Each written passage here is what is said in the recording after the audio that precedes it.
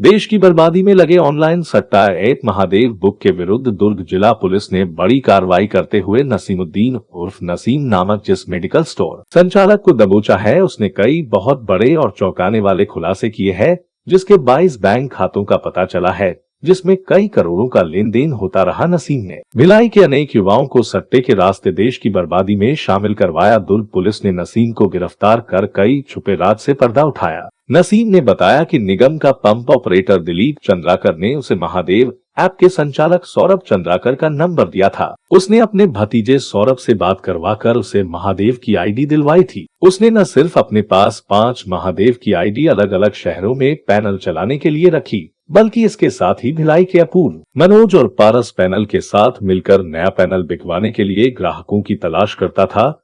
नसीम की गैंग ने 10 से 15 लोगों को आईडी दिलवाई भी। तुम पहले व्यक्ति हो जो पकड़ाने के बाद दोबारा मीडिया के सामने आए हो। बाकी सब लोग सुधर गए, जो अभी जो 81 लोग पकड़ाए ना, पिछली बार तुम मीडिया के सामने आए नहीं, तो बड़े अपराध में आना पड़ा। कितने पैनल चलाए हो भाई? 12 पैनल चलाए हो।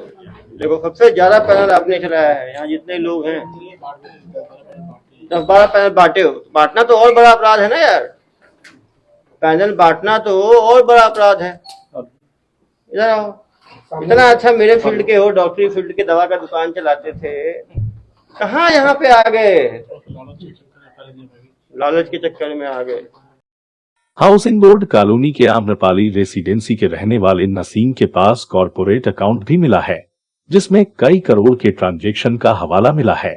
पुलिस ने नसीम के फोन से कई ऑडियो क्लिप बरामद की है, जिसमें उसने न सिर्फ महादेव की आईडी चलाने की बात सौरभ से की है, बल्कि जिन लोगों ने सौरभ चंद्राकर का पैसा नहीं दिया, उनसे वसूली करके देने का भी वादा किया है।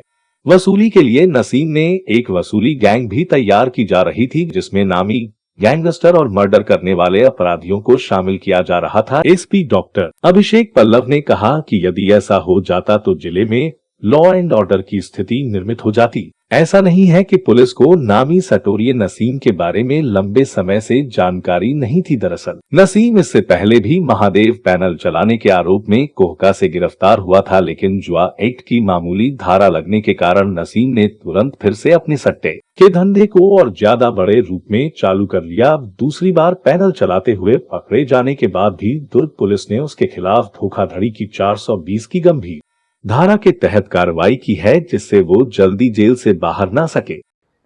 तो कहीं ना कहीं ये एक बहुत बड़ी सफलता है दुर्ग पुलिस के लिए, और इसके पकड़े जाने से ये जो बैंक अकाउंट्स हैं, 10 अकाउंट में 25 करोड़ से ज्यादा के ट्रांजैक्शन हुए हैं।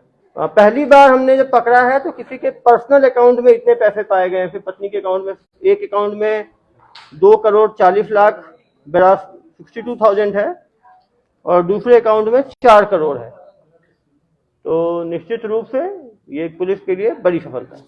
हमारी कोशिश ये है कि जो आका बैठे हुए हैं दुबई में, जो कि कर रहे हैं, और जो पैनल चलाने वाले हैं, उनके ऊपर कार्रवाई दुरुस्त हो, और उस कार्रवाई की शुरुआत की गई है। 420 में आज कार्रवाई की जा रही है, और एक्सटॉर्शन की बात सामने आएगी, 384 भी जोड़ा जाएगा। भिलाई के वैशाली नगर और आकाशगंगा के कई व्यापारी महादेव बुक के सट्टे के कारोबार से जुड़े हैं। यदि सभी की गिरफ्तारी होगी तो ये संख्या सैकड़ों में होगी। ऑनलाइन सट्टे से देश को बर्बाद करने वाले महादेव बुक की कारगुजारियों को बेनकाब करने के लिए कृपया जानकारी हो तो बिगुल न्यूज को 9827105200 में संपर्क करें। राजेश वरंदानी, ब्यूरो रिपोर्ट, बिगुल न्यूज।